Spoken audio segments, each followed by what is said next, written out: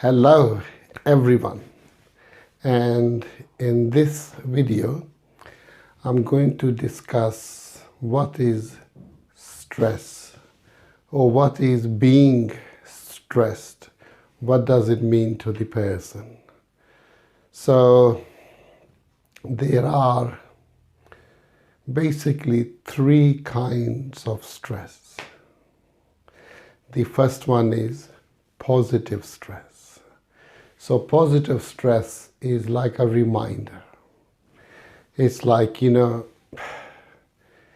you need to do something, and you feel a little bit stressed, but this is known as a positive stress. It's really reminding you that you need to do something. So really, this can even be a positive, exciting meaning. You need to get ready and do something about whatever it is that is reminding you that needs to be done. So this is what's known as positive stress. Now, when does it turn into a negative stress? And this is the second kind of stress. It's like, something needs to be done and you keep putting it off. It's like paying a bill and you are getting reminders and it needs to be done. Now this is when it becomes a negative stress because the person is just putting it off, and every time a person remembers, oh, that needs to be done, a person feels tension. And to be honest, this tension is really a reminder. But because the person keep putting it off, it could even be, let's say, an interview is coming up, and the person knows that they need to rehearse, get ready, study for it, and so on. But they are not doing anything of it. So anytime they think about the interview, they need to study and get ready for it, but they keep putting it off and off. So the nearer it gets to the time, the more stress the person will begin to feel. But as soon as they do what needs to be done, they feel relieved. It's like, if it's some kind of bill that a person needs to pay, as soon as you pay it, the stress goes away. So this is a second kind of stress. Something that needs to be done, but as soon as they do it, the negative stress disappears. Now, the third kind of stress is a little more complicated. Now, the third type of stress is when something happens surprisingly. Say, for example, you're walking down the road and all of a sudden you meet this person and he's a bully and he begins to bully you. And, well, you don't want this happening and nor did you ask for it. So what happens is sometimes we begin to avoid it. So the more we avoid what is in front of us, the more stress, the more tension, the more small we become. So this is the third type of stress. And we need to deal with it. But for whatever reason, if we don't deal with it, we become more and more and more stressed. And if we don't do anything about it, this is what's known as a minor trauma. Because once it's all over, that person goes away, we are left with that feeling. That feeling of negativity. The more we think about it, the more traumatized we feel. An example of this would be, say for example, you are in a fun fair and there is a ride that you want to go on. So maybe you're excited, you want to go on it, but as soon as you go on it, now the ride is on. You don't like it and you start fighting it. and there's nothing you can do about it. And this could be another form of traumatizing experience, because you don't like it. There's nothing, there's nothing you can do. So you're going to wait for the ride to finish, and by then you're going to have so much negativity in your body. And when you leave that ride, maybe you will even tell other people, oh, never to go on that ride again, because when I went on it, this is how I felt.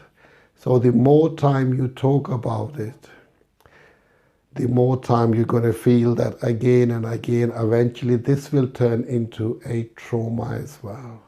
So the solution is, if something happens unexpectedly, so it's inevitable now.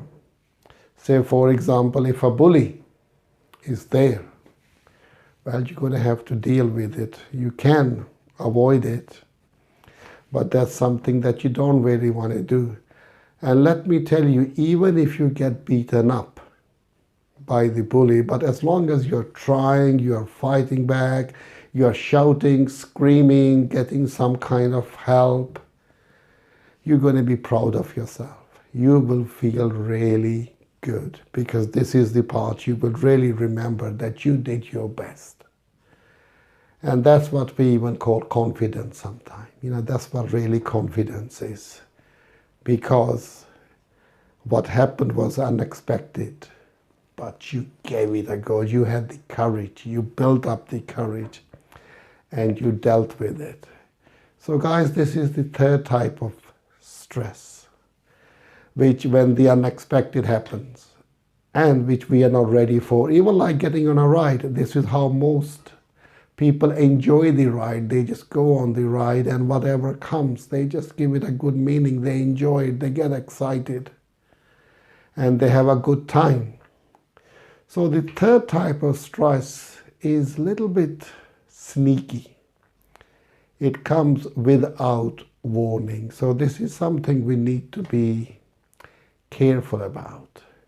So, as always, from now on, and even in the last couple of sessions, I've decided to hypnotize anyone who's watching this session. So what I'd like you to do is close your eyes. And as your eyes are closed, allow yourself to relax. Because we've been talking about how not to do stress.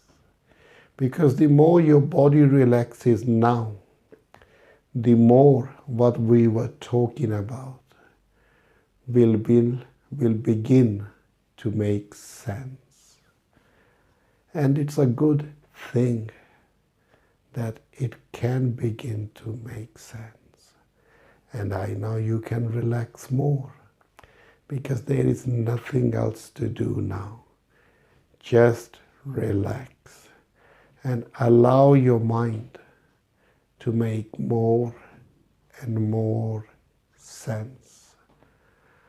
How not to do stress, because the more you understand, the better it's going to be for you the next time if the unexpected does happen. Which means you will have more confidence, and you can have that confidence now as you allow yourself to relax more and more and more. And the more your body relaxes, it's almost like going to sleep. When you go to sleep, your body relaxes, because there's nothing for the body to do, and your mind, your unconscious mind, becomes alert. The part of the mind which makes sure that you can breathe, that your body temperature is right. And it begins to reorganize all your experiences that you have had during the day. And it even allows you to dream. So more your body relaxes, the more your mind, your unconscious mind, can get to work so you can understand what stress is not. How not to do stress. Instead, feel positive and feel good about yourself.